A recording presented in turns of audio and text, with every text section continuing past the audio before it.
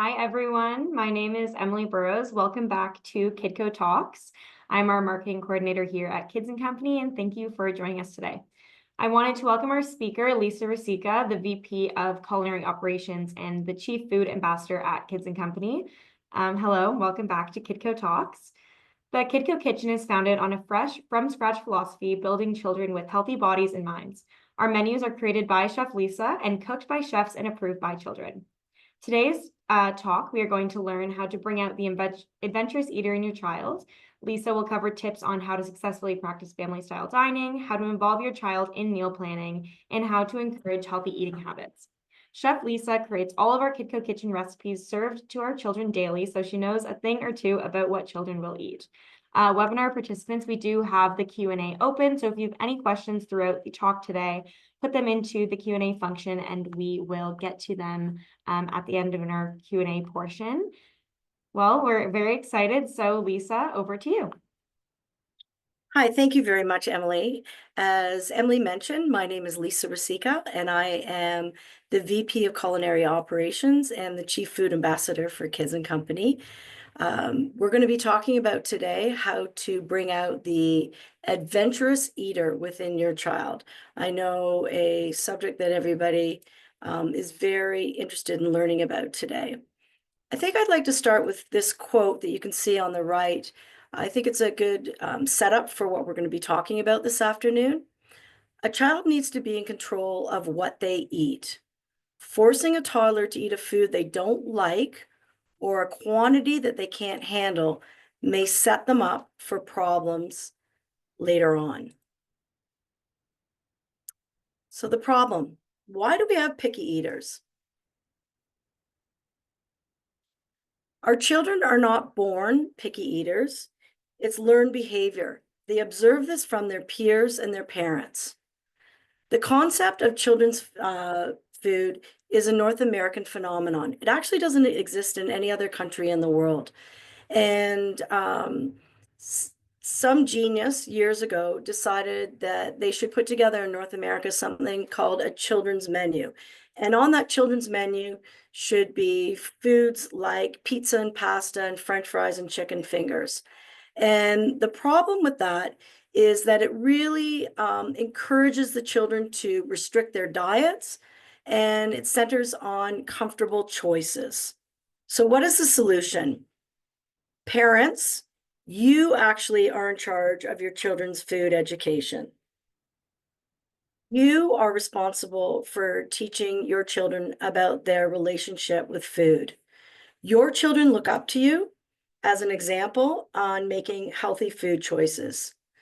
So mealtime should be moments when you're gathered together and your children have your undivided attention. And what I mean by undivided attention, you're not on your phone, there isn't the TV playing, there isn't a radio, you're there as a family enjoying a meal, hopefully 6 to 8 times a week. So what do we do about a picky eater? At Kids and Company, what we do is we encourage family-style dining, which is what I encourage you to do with your own families at home. And what that actually means is that when we serve our food, I'll use lunch as an example. You have the fruit in one stainless bowl, you have the starch in another, the protein and the fruit. And the children pass these bowls around amongst one another, and they portion their own food on their plate. Obviously, with the younger children, we use hand over hand to help them. But what it does is it actually helps with fine motor skills, and the children eat more because they feel more empowered about making their own food choices and watching what their friends are doing. So here's a few little tips to try at home. You need to teach your children the difference between feeling satisfied and feeling full. We all know how it feels when you've enjoyed a meal and it's been delicious and you're feeling very comfortable versus when you way overeat and you feel full for a long period of time. So it's teaching your children the difference between feeling satisfied and feeling full. The other one that children get confused about is being thirsty versus hungry, and to help encourage them to understand that difference as well. You don't want to pressure your children to eat. So it's okay to have a one bite rule or a no thank you helping. And I think really the key for having successful meals at home is to implement a no unscheduled snacking rule. And what I mean about that is that you're not continually feeding your children so that they're hungry for their meals, and it avoids something called emotional eating. And we want to avoid emotional eating because we don't want your emotions to trigger that you need to have a snack, because this is a learned behavior. It's like giving a cookie after a tantrum, or we all know that feeling when maybe a relationship didn't work out and that you have a big tub of ice cream and it's okay to eat after a breakup. I think we always need to remember that food is not a distraction. It's not a toy. It certainly isn't a bribe or a reward, and it isn't a substitute for discipline. But how do you introduce new foods so you're not eating the same thing over and over again? Well, what's amazing is this actually starts at the very beginning. When you're pregnant, the foods that you're eating, the taste goes into the fluid that the baby's floating in and is swallowing. So actually, your baby, while it's developing in your tummy, is actually experiencing the foods and the flavors that you're eating. So, and this can go on to have a huge impact on your child's future food favorites. Also, nursing infants will also experience the flavors of the foods that you're eating because they're transferred through breast milk. So how do we introduce new foods? Start early. All the studies show that children between the ages of 2 and 3 start to develop a hesitation towards new foods. So what we want to do is, prior to that, and what we do at Kids and Company, is we expose the children to as many different ethnic flavors and colors and textures before 2 and 3 years old. It also can take dozens of tries sometimes for somebody to try something new. This is very, very normal. And don't rush and don't make some assumptions about their preferences. Please don't give up, okay? Don't use forceful words. Try to be as positive as you can. Try it, you'll like it. I love vegetables, which actually I really do love vegetables. They're actually one of my favorite things to eat. Also encourage them to try something new. It's okay if you don't like it now, but maybe you'll like it in the future. I also find that it really helps involving children in the process. And what I mean by that is that you can, as a family, look and pick new recipes to make. You can look at food photos from all over the world and decide what you might want to prepare that week. Put together your grocery list together and go grocery shopping. There is nothing that children like more than going grocery shopping. Oh no. When you're out there with them, let them pick a new fruit or vegetable that your family hasn't tried before. If you involve them in the preparation, then there is a very strong sense that they will want to eat what they have been involved with. You can involve them with doing simple tasks like measuring and mixing, setting the table. And we all know they love to wash the dishes.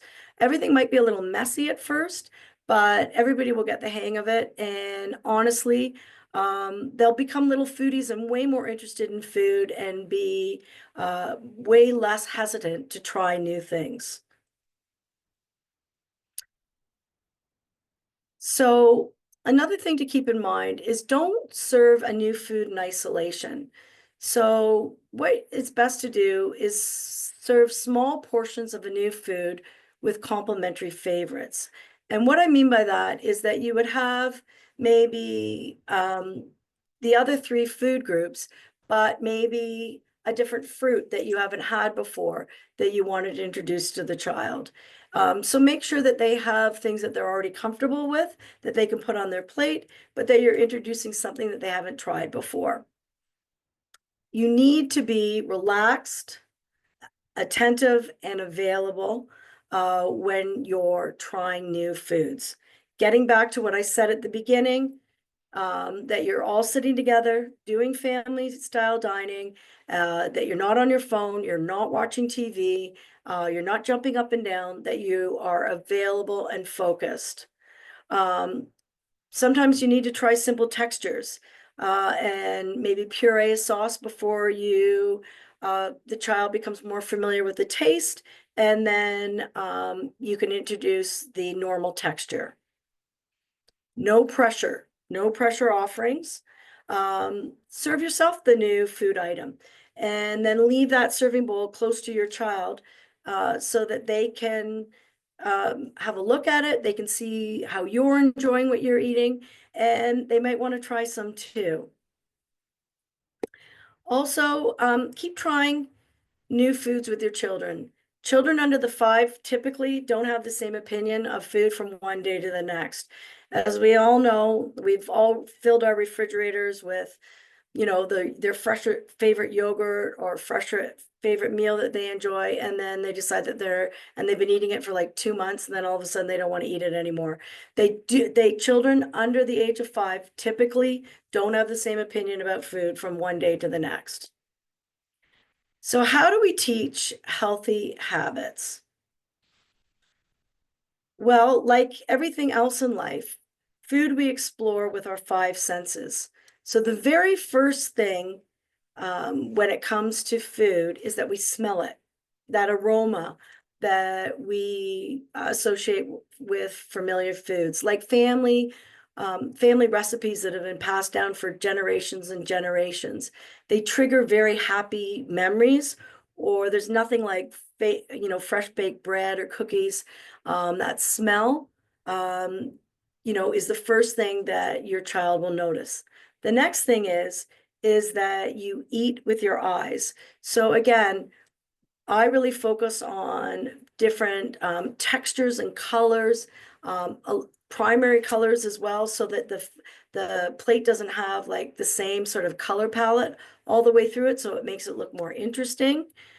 You can teach your children about how to touch like fruits and everything, and to know when they're ripe to eat. Of course, it's always fun and important to try your food while you're cooking so that you know what the flavor profile is. Involve your child in doing the exact same thing. Again, they're way more apt to try new things if they have been part of the process. They like the sound of things. Some food, makes a crunchy sound, and some makes a squishy sound. And you can also focus on those types of things as well. How to encourage healthy eating habits. Portions. You need to keep in mind proper portions of food and proper portions of food for your child. Again, that first quote, you don't want to overwhelm them with too much food on their plate. And you want your child to be consuming fresh, wholesome foods, okay? And you want to have a variety of different flavors and textures and colors that are on the plate. You want to be mindful eating. I know I keep on coming back to this. This has been a big focus on the new release of the food guides, Canada Food Guides.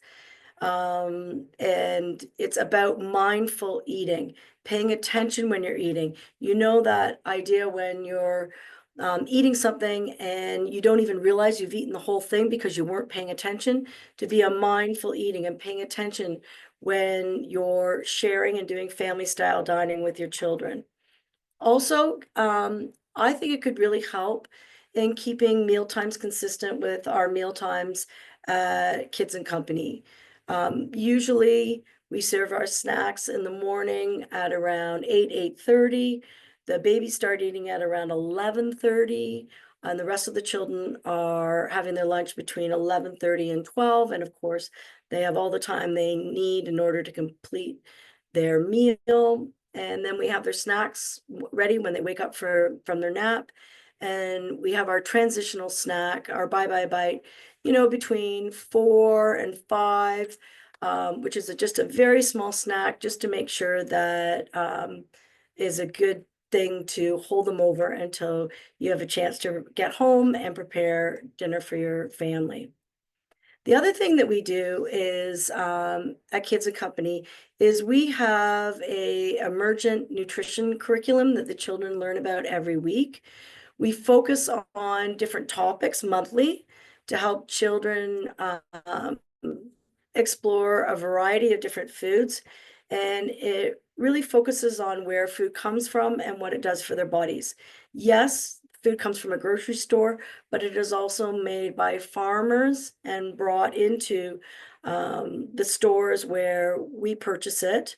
But as you can see, I'm very much into sort of outdoor activities and including your children. Plant your own garden.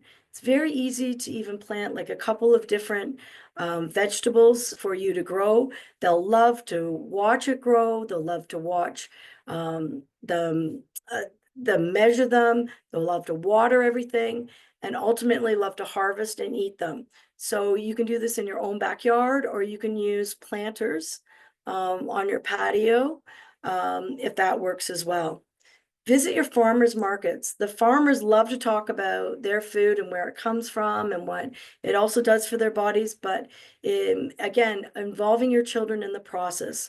You can go berry picking. You can go to an orchard, do apple picking. There's lots of different different activities and excursions you can involve your children in. I have a few little tips that I wanted to share with you as we start to conclude this discussion. The first is that when my children were growing up, I watched a number of my friends and with their children, and they were serving their meals to their children, and the children really weren't eating everything that was involved in the meal and that was, healthy and nutritious for them. They were hedging for that dessert. And so I just decided with my family that I didn't, and I still don't serve dessert in my house. I'm not saying that there aren't snacks that the children enjoy throughout the day, but I figured that they'd had enough of that, that it was really important to focus on their meals and specifically their dinner together. So we do not serve dessert on a regular basis in our household. Of course, for special occasions we do. And not only are my children used to this, but so are all their friends. The other thing I have always done is I pre-cut vegetables and fruit so that it's all ready in the fridge. I usually make this on the weekend or if I have downtime during the week. It's so that it takes away from sort of that grab something. And if you're going to grab something healthy, a really healthy choice for yourself and for your child to enjoy. And you're much more apt to grab the fruit or vegetable if it's already pre-cut and ready for you to enjoy. You got to remember that not every strategy is going to work for you, and it's certainly not going to work right away. All the things that I've been talking about, you need to, pace with your own family and make choices that are best for you and your child, but be patient. Introduce a few key things at a time, but don't overwhelm your child or yourself by taking on too much at once. Your children are so aware of your moods, and so you just want to make sure that you're not stressing yourself out about food and making food. Be consistent. Children need structure. It really helps them learn. Lead by example. Make good, healthy food choices for yourself that they're seeing you eat so that they're not influenced by bad food choices. Avoid purchasing unhealthy foods. If you do not have Oreo cookies in your house and Doritos, then your child will not be able to eat them. Take your time to plan your menu and your food prep. It'll take a ton of stress out of your week. Sunday mornings, you usually find me first thing in the morning, cooking away, preparing food, so it'll be a lot less stressful. I used to, when I was younger, I used to make sort of these elaborate meals during the week. And again, just causing myself a whole bunch of stress. People are so busy during the week with work, school, childcare, and social arrangements that it doesn't make sense to spend a whole bunch of time making elaborate food during the week. Save that for the weekend. Again, getting back to your child participating with you, have fun. Food is fun. There is no gathering without food or drink at it. People get together, do they meet for coffee? They meet for lunch. You go out for dinner. So, you want to make meal times easy and you want food to be fun and enjoyed. I also always make extra dinner on purpose. That also takes away the pressure of what am I going to eat for lunch or the rest of my family. So I always do that as well. And I guess my last tip for you is use the Kids and Company menu as a guide. All of our menus are online on the Kids and Company website, as well as all of our recipes. I've scaled all the recipes for 6 so that the baking is more actually, but the main meals are all structured for 6 people. So you can make and execute those recipes at home. I always hear that the children eat better with us. So just tell them that, this is the food from childcare, and I'm sure that they'll eat more. Um, the focus of the Kidco Kitchen is building healthy bodies and minds. And thank you all very much for joining me today. Sorry about the confusion at the beginning with the slides. And I'm available now for any questions that you might have. But you can also see on the slide is my phone number and my email address at Kids and Company. Sometimes I find that you don't think of something right at the moment that you'd like to ask, and I'm always available and would be happy to not only email you back with any questions or concerns that you have, but also call you. So myself and my team here are a resource for you, and I'm happy to help with any questions that you have. Thank you. Thank you so much, Lisa. That was so informative.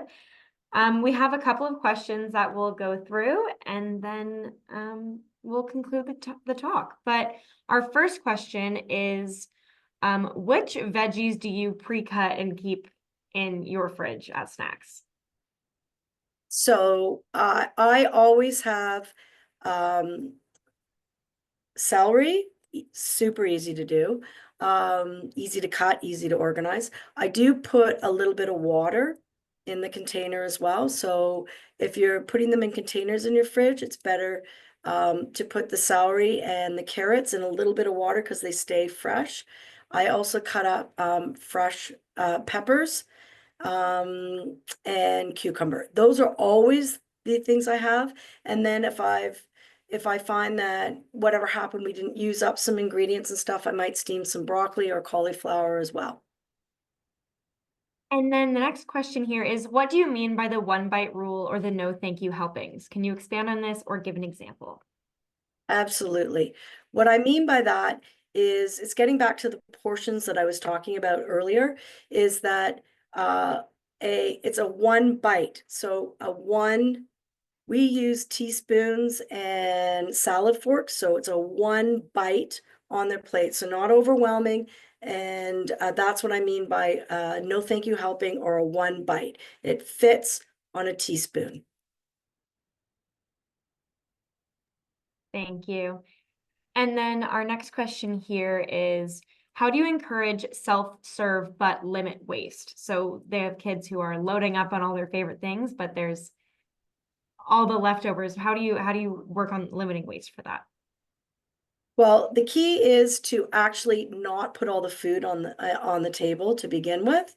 So you add to the bowls as the food is eaten, and so we want to encourage the children to portion their own food, but also, I mean, you're sitting there with them, and so you can help direct them as well, like, you know what, why don't you finish, the chicken you have on your plate? There's lots more here as you can have, and you can portion yourself some more in a minute. There's nothing that we do not want more. With food scarcity and rising food costs, as we all know, we never, ever, ever want to waste food. So that's also a really important learning lesson for your children, is to not waste food and to portion the right amount of food on their plate. They can always have more.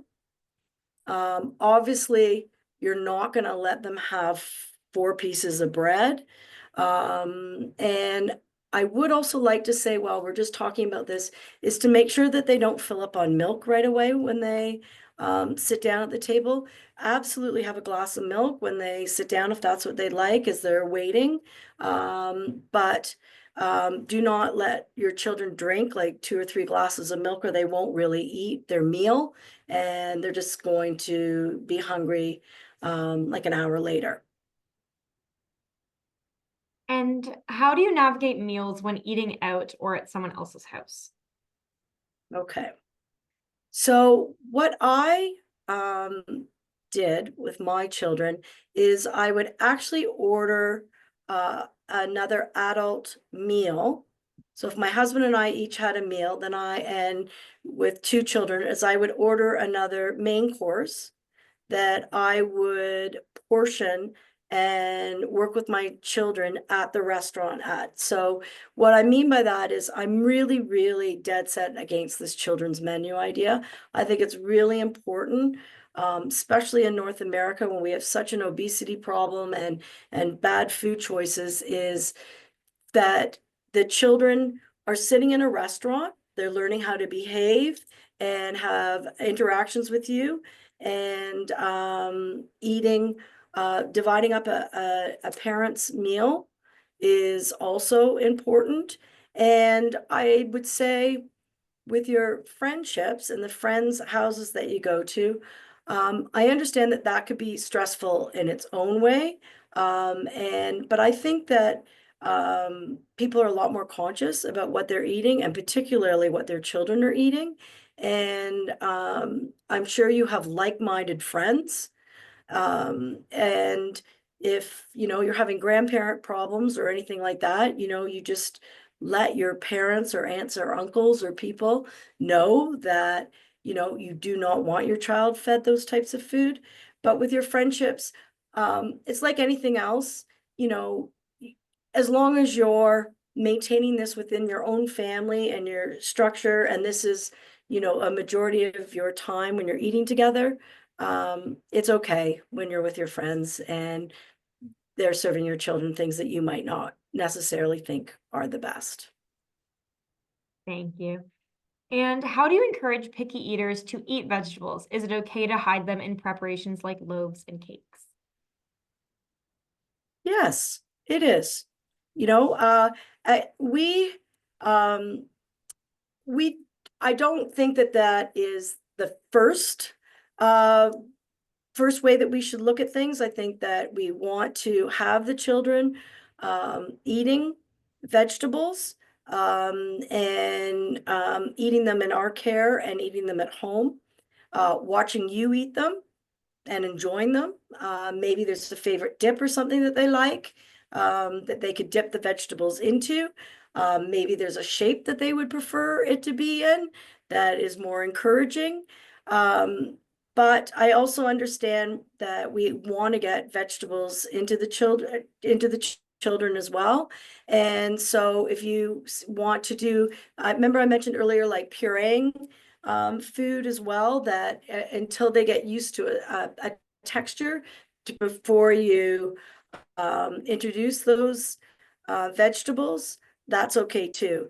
But ultimately, we want the children eating vegetables and knowing what they're eating. But maybe by going to the grocery store together, like I was mentioning, and looking at all the vegetables, letting them choose a vegetable that they would like to try this weekend, and then preparing it together, I think you'll have a way better chance of having them eat veggies. You. And how would you keep children engaged at the dinner table during meal times if they get bored rather than full? I think you need to keep sort of a pulse on, the time that your child is comfortable sitting. I think it's got a lot to do with the age group that your child's in as well. Obviously, if they're in a high chair or some sort of a chair, special chair at the table, they're constrained, so they can't really go anywhere. But I think it's part of engaging with them and talking to them and being very focused, talking about the food. Wow, what color do you think this piece of broccoli is? What do you think it looks like? It looks like a tree. What does it sound like when you bite into it? Being exploring more about food, because you know, I don't know about you, but I love food. I love everything about food. I love the ritual of eating and dining with my family and friends. And you want to pass on that to your children. So I think you need to be mindful of their age and really try to engage them while you're eating together as a family. Thank you. What about children who have sensory regulation difficulties? If your child does have some aversions and sensory issues, then you have to adhere to those. We do that as well at Kids and Company. Sometimes it just takes longer. Just make sure that they're having an opportunity to try everything if possible. Have a magic bullet, a Vitamix, a food processor of whatever you have in order to make the texture modification that would work best for your child. And if you're struggling at all, please call me and we'll work together and figure out some solutions. Yes, and we'll provide those numbers as well in our follow-up email with everyone with the recording as well, so everyone will have access to those resources. And as I believe, final question here, how do you feel about chewable vitamins if a 3-year-old is not eating a lot of veggies? I think obviously you have to speak to and work with your pediatrician to make sure that they're that is the right vitamin. I think with a lot of supplements, I think we need to be very careful, not only for our children, but for ourselves. There's a lot of supplements out there, and it is an unregulated industry. So I think it's really important to make sure that if you're giving your child a vitamin or a gummy, I did give my children little gummy vitamins when they were little too. So I don't think there's any problem at all with that. You're just making sure that they're getting everything, all the food groups that they need and all the vitamins and minerals that are important for their healthy growth. And a lot of them are water soluble. And so if you already have an excess of it in your system, you just eliminate it when you go to the washroom. Okay, thank you. And if there are more questions, feel free to reach out to us after the Kidco Talk is concluded, and we will send them along to Lisa and get them back to you as well. But thank you so much, Lisa, for your talk today. It was so helpful and so interesting. There's a lot of helpful tips and tricks and everything. So thank you. And thank you everyone for coming on today. Thank you for your questions in the chat. It's always great to be able to have some live dialogue back and forth. I would like to remind everyone that there'll be a recording sent out shortly, as well as other helpful resources to help you find the Kidco kitchen, the recipes, along with Lisa's information. As you leave the webinar, there's going to be a quick survey popping up. So if you want to take a quick minute to write us and Lisa some feedback, we would really appreciate it. Lisa, thank you so much, and we will see everyone next month on April 24th for our Kidco Talk with the Eco Healthy Childcare. Great. Thank you. Thank you.